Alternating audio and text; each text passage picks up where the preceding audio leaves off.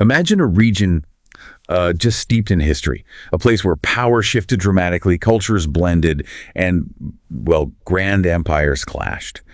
Today, we're taking a deep dive into exactly that kind of place, Bengal. It's a fascinating area, absolutely. And our mission is really to give you a shortcut, a way to truly grasp the complex, vibrant history of the Muslims of Bengal. We're talking from their earliest contacts, which are maybe surprising, through the rise of powerful sultanates, incredible prosperity, turbulent conflicts, right up to the edge, the cusp of British political dominion. Exactly. We're diving into the meticulous work of Dr. Mohar Ali, specifically his History of the Muslims of Bengal, Part 1, and pulling out the key nuggets, the surprising facts, so you'll walk away with hopefully a richer understanding. Not just the political chess game, but the cultural, economic, social threads woven through it all. Right. We'll connect the dots. How did early trade evolve into actual rule? How did dynasties rise and fall? And how did this unique culture emerge? All against this backdrop of shifting power that ultimately, well, it paved the way for a totally new era. It's quite a story. So where do we begin? Pre-Muslim Bengal. Let's do that. Let's set the stage. What was Bengal like before Muslim rule became established? Well, our sources, they paint a picture that's frankly a bit murky in the earliest periods. Before, say, the mid-8th century and the rise of the palace, ancient Bengal is quite obscure. We have mentions, don't we? Things like Pandras and Bangas in ancient Hindu texts. Exactly, but details are scarce. And it was a land often touched by outsiders. That's a key point. You see intrusions from groups like the Bactrian Greeks, Sakas, Parthians, Kushans. Even powerful empires like the Guptas, under emperors like Samudragupta or Chandragupta II, they only really held parts of northern and maybe southwestern Bengal. Right. Eastern Bengal, some thought, often remained this sort of frontier state. And we even had the famous Chinese Buddhist traveler Fa Hien visiting Tamralipti, a really thriving port in the southwest, way back in 399 AC. So long history of connections, even then. Which leads us to something maybe unexpected. Muslim contact with Bengal actually seems to predate formal rule by quite a bit. Yes. You might think conquest was the very first interaction, but the sources suggest otherwise. So how do we know this? Well, early Arab geographers, people like Ibn Khaldun, Al-Mas'udi, Al-Idrisi, they were writing centuries before any Muslim kingdom was set up in Bengal, and their works contain these stray but really significant references to Arab-Muslim trade contacts with the coastal regions. Any specific examples? Yeah, Al-Idrisi describes a port called Samandar, and his description fits remarkably well with the coastal landscape of southeastern Bengal, near the confluence of the Meghna and Brahmaputra rivers. Wow. So not just fleeting visits then? It seems not. We even have accounts of Shia Muslims escaping persecution in Khorasan and settling on an island in a large river of China, which historians think likely refers to Bengal's river system. And shipwrecked Arabs too. Exactly, near the Arakan coast, which back then included the Chittagong region. This points towards early settlements, not just brief encounters. That's fascinating. And there's something about a sultan in Chittagong early on. Yes. This is really intriguing. An Arakanese chronicle from the 10th century mentions a figure named Thuratan. It's interpreted as sultan. A ruler? Well, perhaps not a king in the traditional sense. Dr. Hack suggests this might have meant a chief, a leader among the influential, wealthy Arab merchants already established in Chittagong. Their presence was clearly significant. Okay, that makes sense. And Chittagong's name itself. Right. It's thought to come from the Arabic Sher al-Ganga, meaning coast of the Ganges. Over time, that likely became Chatgan, or Sadkawan. In the language. The local dialects in Chittagong and Noakhali still have a noticeable admixture of Arabic words. It's further evidence of this deep early Arab connection. So these early seeds are planted. Meanwhile, the bigger stage is being set in North India for wider Muslim expansion, right? Precisely. You have the Ghaznavid invasions, late 10th to early 11th century, conflicts between Subaktajan and Jaipal of Punjab, Sultan Mahmud's expeditions. And then the Ghurids replace them. Yes. By the mid-12th century, the Ghurids supplant the Ghaznavids. And that really paves the way for Islamic expansion deeper into the subcontinent. And key figures emerge. Absolutely. Mu'izz al-Din Muhammad Ghori and his lieutenant, Qutb-al-Din Aibak, really laid the foundations for Muslim rule in northern India. And then comes Ikhtiyar al-Din Muhammad Bakhtiar Khalji. He's the one who famously captures Adantapuri in Bihar, setting up crucial military outposts. Okay, now Ikhtiyar al-Din and Bengal. This is where we get that famous story, isn't it? The 18 horsemen conquering Nadia. Ah, yes, the 18 Horsemen narrative. It's a very powerful image, almost legendary. But maybe not the full picture. Well, the contemporary Persian sources actually give different dates for the conquest, 12034 or maybe 1198-99 AC. But more importantly, Dr. Mohar Ali really challenges that simplistic 18 Horsemen idea. How so? He argues it was likely a much larger, well-coordinated military operation, multiple groups attacking different points simultaneously. Makes sense strategically. Yeah. And the local ruler, Raja Lakshman Sena. He wasn't just apathetic or cowardly, as sometimes portrayed. He was an old man, facing hostile kingdoms elsewhere. His retreat, according to Dr. Ali, was probably a reasonable strategic decision, not just fleeing in panic. So a more complex picture. Less drama, perhaps, but better strategy. Kind of, yeah. It reframes how we see that initial conquest. Okay, now, Ikhtiar al-Din's career, it ends quite tragically, doesn't it? That disastrous Tibet expedition, his death in 1206. It does, a rather abrupt end. But what was the lasting impact of his conquests, even with that ending? Oh, the impact was profound. Sources suggest an irresistible impact on local people. It started breaking down some traditional social barriers where non-Muslims were often excluded from, well, positions of real power. How so? The very idea that someone not born into the ruling class, even someone who converted to Islam, could potentially rise to leadership, maybe even take a title like caliph, that was revolutionary for the time and place. Right, and beyond the social. Bengal's relative isolation began to end. It got connected more broadly into the trade and cultural networks of the civilized Orient, as the source puts it. And economically. Hugely transformative. Trade and commerce boomed. And critically, the Muslims introduced a regular gold and silver coinage system. That's a big deal. Absolutely. For a region that previously had, a pretty basic economy without consistent coinage, this was a major economic leap forward. Okay, so after Ikhtiar al-Din's death, things get messy. Yeah. Internal struggles. Yes, a period of internal Muslim quarrels, struggles for succession. You have figures like Muhammad Sharan, Ali Mardin Khalji, Qutb-al-Din, all vying for control. And what about local resistance during this time? From Hindu rulers? This is really insightful. The sources suggest Hindu resistance during this specific period was surprisingly minimal. Any setbacks the Muslims faced seem to have been more due to their own internal divisions. Interesting. So the narrative of constant, strong Hindu resistance right from the start might be, well, maybe overstated. It does raise that question based on these accounts. The bigger challenge initially seems to have been Muslims fighting Muslims for control. And out of this turmoil, someone emerges. Yes, Ghath al-Din Iwad. He really effects a revolution. He declares independence, takes the title Helper of the Commander of the Faithful. So, consolidating power. Definitely. He pushed his boundaries, built war boats, and really developed Lakhnawadi, or God, as his new capital. And infrastructure. Remarkably so. He built flood control dikes and this massive 150-mile embanked road connecting key towns. Think about that. Major engineering to boost connectivity and control. That's impressive for the era, and later rulers continued this. We see others like Tukaral Khan described as an able leader. He looked north, aiming for expansion, built a large army, a warboat flotilla, raided places like Tirhut and Kara. But the real high point of this dynasty, the Ilyas Shahis, is often associated with Sikandar Shah and his son. Ghiyath al-Din Azam Shah, yes. Sikandar Shah actually reigned much longer than often recorded, and his son, Azam Shah, brought immense prestige to Bengal. How so? Prestige internationally. Absolutely. He maintained friendly relations with the Jaunpur Sultanate nearby, exchanged envoys with the Emperor of China, a major power. He even sent huge gifts to the holy cities of Mecca and Medina, building madrasas, religious schools there. Wow. So Bengal wasn't isolated at all by this point? Not at all. His reign really marked a period of significant peace and economic prosperity. Bengal was becoming a major player. Okay, so Bengal's thriving under the Ilyas Shahis. But then comes a twist. Raja Khan's. Raja Khan's. His rise is a really interesting and debated part of the story. How did he come to power? Was it related to the Ilyas Shahi policy of appointing Hindus to high posts? That policy might have, let's say, created an environment where it was possible. Some Muslim religious scholars, the ulama, apparently warned against it. But the sources Dr. Ali uses strongly contradict the idea that Khans was some kind of unwilling occupant of the throne. So not reluctant. Far from it. The sources describe him rising through clever machinations resulting in a series of murders. It sounds like a very calculated, ruthless power grab. And his son. Jalal al-Din Muhammad Shah. He later converted to Islam and took the throne. Our sources frame this as a victory of the Islamic party.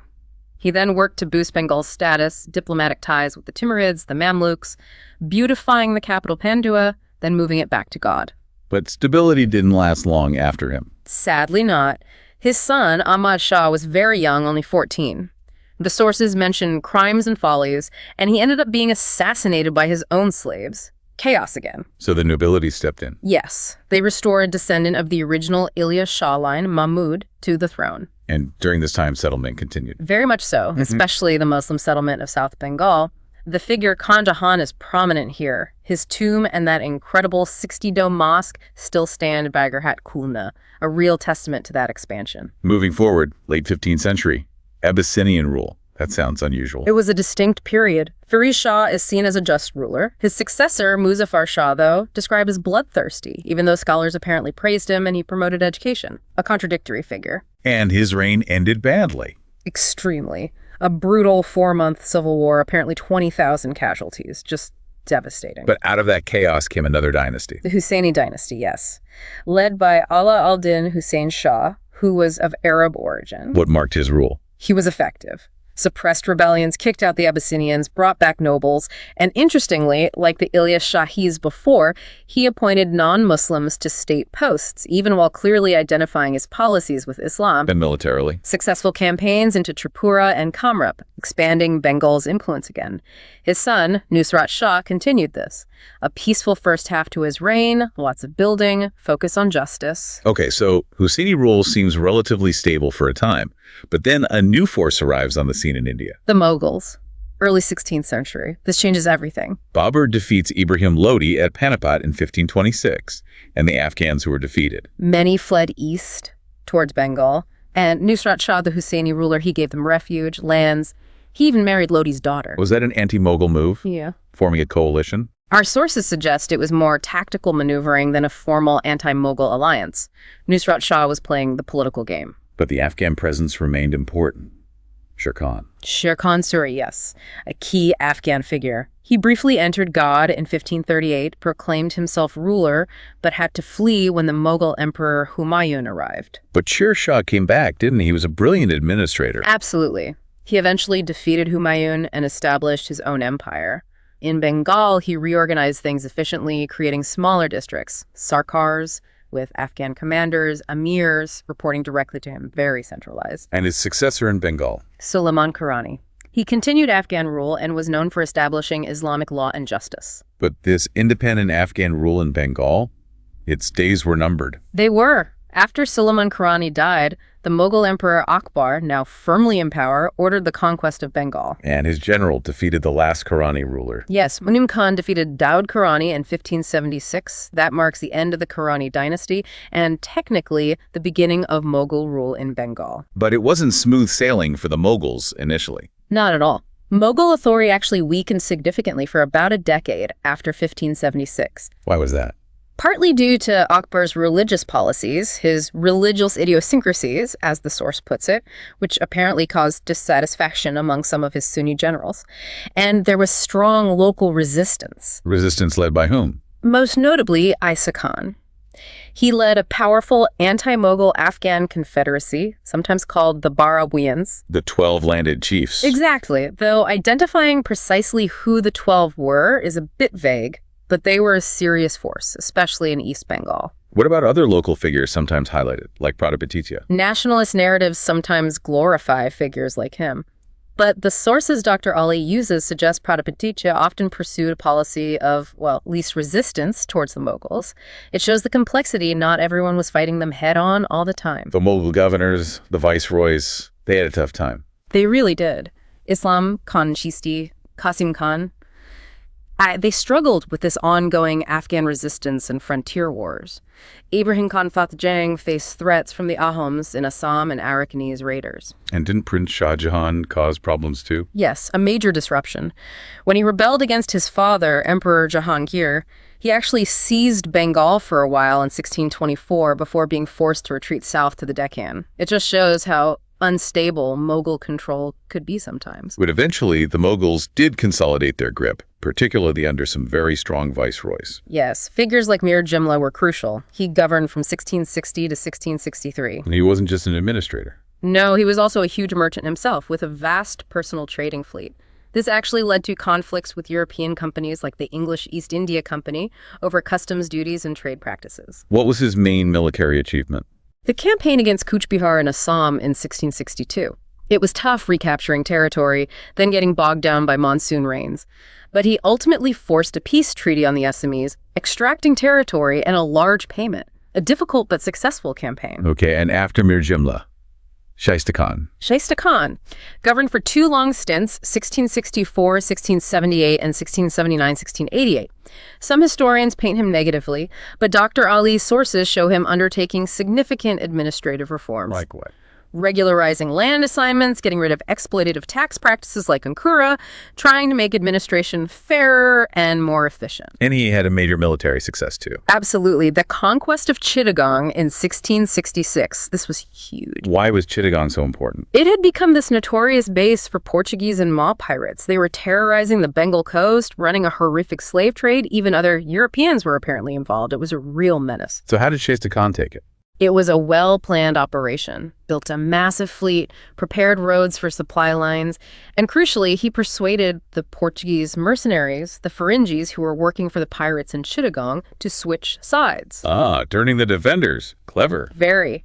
His forces then took Chittagong, he renamed it Islamabad, and pretty much ended that pirate scourge on the coast. A major achievement for security and trade. Right. But amidst this Mughal consolidation, the Europeans, especially the English, are becoming more assertive. Definitely. And this raises a key question. Why did the English East India Company declare war on the Moguls in 1686? Was it just Mughal oppression? Probably more complex. The sources suggest so. Many English agents were deep into extensive private trade, often abusing their official trading privileges, fudging accounts, and the company directors back in London, they were becoming much more aggressive. Aiming for territory. Explicitly. Talking about establishing a large, well-grounded, sure English dominion in India. They used a show of force at Hooghly to resist new customs duties imposed by Emperor Aurangzeb, duties other Europeans actually complied with. It shows their growing ambition and willingness to use force. So this period, late 17th, early 18th century, this is where things really start to unravel for independent rule in Bengal. It really feels like the beginning of the end. The English were allowed back, settling at Calcutta in 1690. Then, in 1698, they purchased the zamindari rights, basically landlord rights for 3 villages. The small foothold. Small, yes, but incredibly significant. A solid, defensible base for future expansion. And internal weaknesses within the Mughal administration, like revolts, actually allowed the European companies to fortify their settlements further.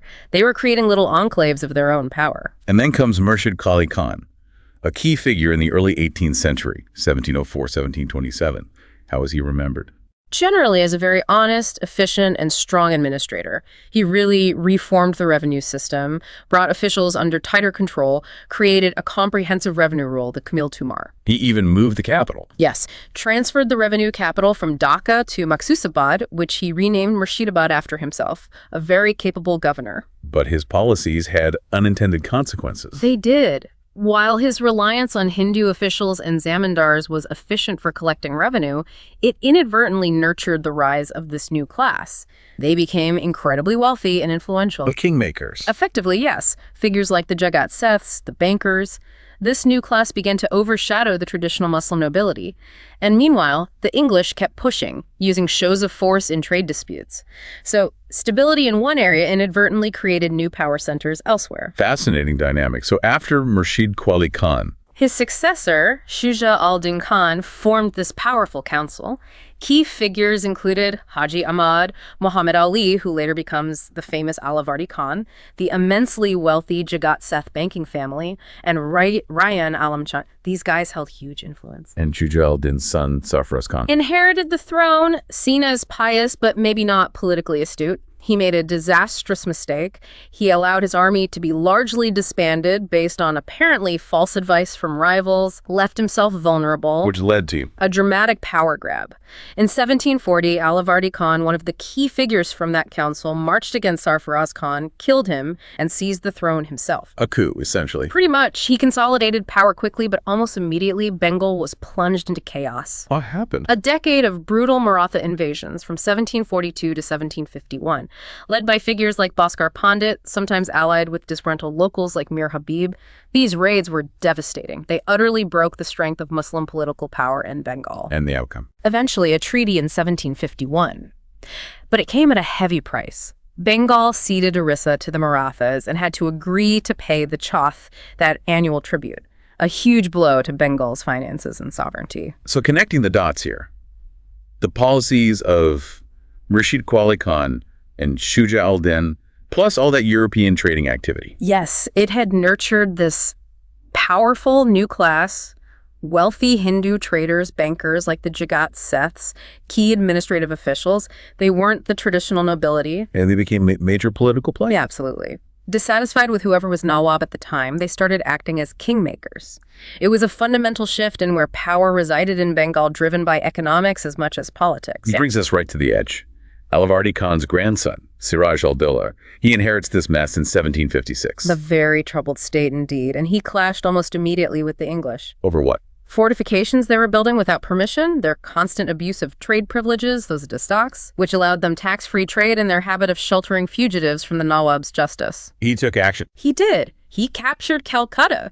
This is the event often linked, controversially, with the Black Hole of Calcutta incident. But the story gets even more complicated after that. Betrayal. Very much so.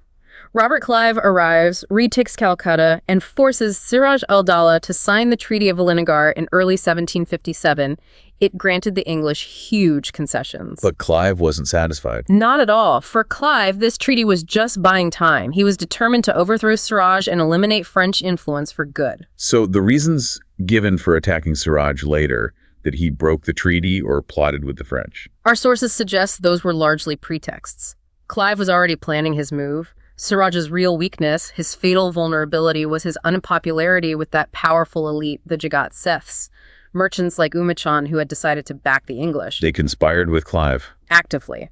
This alliance between the disgruntled Bengali elite and the ambitious English company was the decisive factor. Leading to the Battle of Plassey. Plassey, 1757, Siraj al-Dawla is defeated, captured, and killed. It marks the definitive end of independent Muslim rule in Bengal. And our sources challenge the image of Siraj as just weak or incompetent. They do. They really emphasize the pervasive conspiracy involving his own officials and that powerful Hindu mercantile class.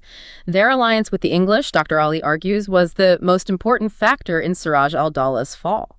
It wasn't just a military defeat. It was enabled from within. So reflecting on this whole sweep of history, what are the big takeaways?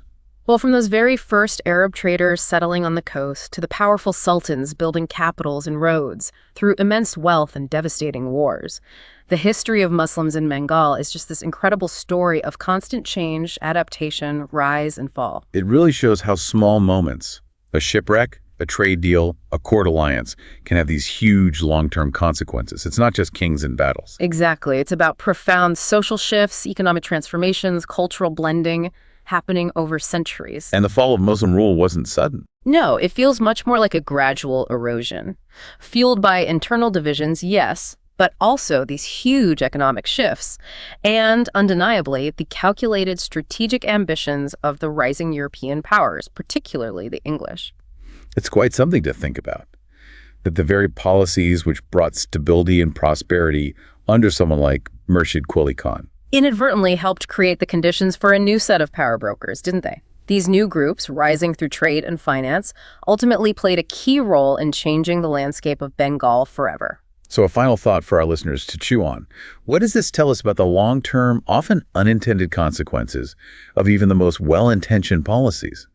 How stability in one era might sow the seeds of upheaval in the next. It's a powerful reminder, isn't it? History is rarely simple, and the ripples of decisions can travel much further than anyone anticipates at the time. Makes you really think about cause and effect over the long haul.